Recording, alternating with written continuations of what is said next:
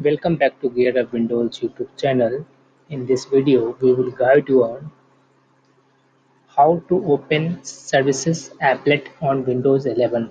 For this, I will use total 5 methods and you can use either according to your convenience. So let me start. First one is through Run dialog box. For that, press Windows plus R key on the keyboard and here type services.msc and press enter or click on this one OK button. This will open Services Applet on your Windows 11 machine. Next one is Terminal app.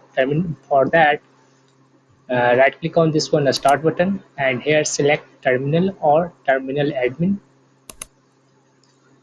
In Terminal window, type services.msc and press enter on the keyboard. Sorry, this one is typing mistake. Services.msc and press enter on the keyboard. This will also open Services Applet on your PC. Next one is through search. If you have enabled this one search button on taskbar, then here also you can type services and in the search results clicking on this one will open services. If you have removed this one, then you can click on this one start button and start typing services. Both will work in same way. Next one is through computer management. For that, right click on this one start button and here select computer management option. Then double click on this one services and applications. Then double click on services. This will open services. Here you can also manage installed services on your Windows 11 PC.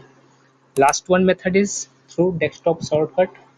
For that you need to create one desktop shortcut for services. For that, right click on the free space on the desktop, select new and then select this one shortcut option.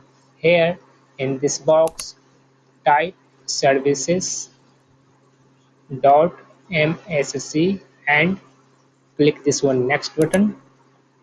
Here type services or whatever name you want, you can rename it.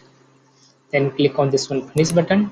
It will create one shortcut for services. By double clicking on this one, you can also open services applet on your Windows 11 machine. Thanks for watching this video. Bye.